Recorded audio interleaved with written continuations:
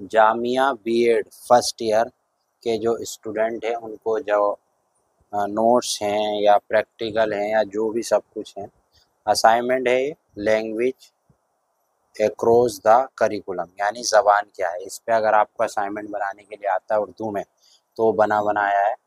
जामिया का हमारे पास बिल्कुल रेडी है और आप लोग इसे देख सकते हैं। ज़बान क्या है इसके बारे में मैं आपको बता रहा हूँ। ठीक है, यहाँ पे ज़बान का आगाज़, ठीक है, दिखाता चल रहा हूँ। अगर आपको इसकी पीडीएफ चाहिए तो पीडीएफ भी मिल जाएगी। कुदरती यानी नेचुरल, ठीक है, इसी का ये पार्ट है आगे का। ठीक है, तो आप देखते जाइए और बिल्कुल रेडी है। ठीक है, इसके बाद आगे है ज़बान की किस्में।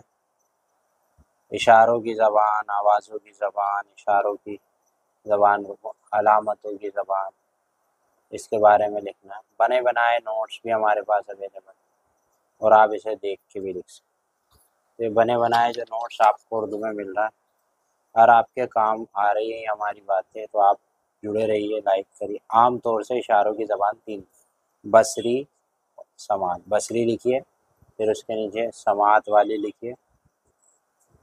ठीक है, और उसके नीचे लिखिए लम्स वाली। लम्स कहते हैं छू कर। ठीक है, अब यहाँ पे आवाज़ों की ज़बान, आवाज़ों की भी ज़बान होती है, उसके बारे में आप लिखिए सारा।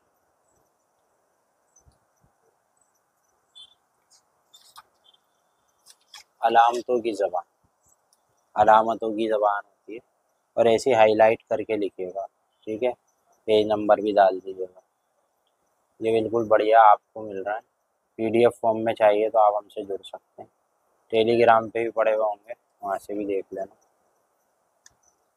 लैंग्वेज इन अरबिक यानी ज़बान शुबदारी, इसके बारे में लिख लिया आप सारा।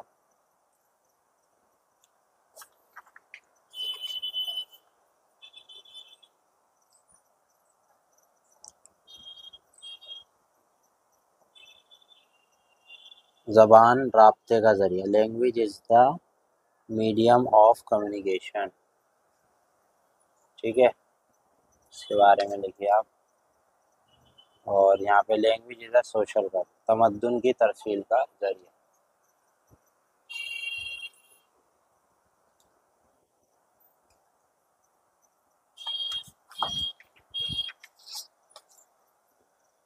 ज़बान की फितरत, नेचर ऑफ लैंग्वेज।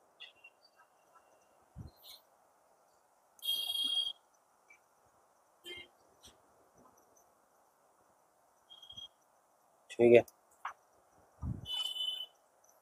ज़बान की साख, ज़बान के अज्जा, स्ट्रक्चर ऑफ लैंग्वेज, सूतियात, फोनोलॉजी, ज़बान में मौजूदा आहंग, कलाम के निज़ाम। ठीक है जी, ये थोड़ा सा और रह गया फोनोलॉजी का, फोनेटिक्स पेज नंबर 12 पे। और सरफिया, मॉर्फोलॉजी। ठीक है, यानी यूनिट है इसका। और फिर होता है नहू यानी सेंटेक्स।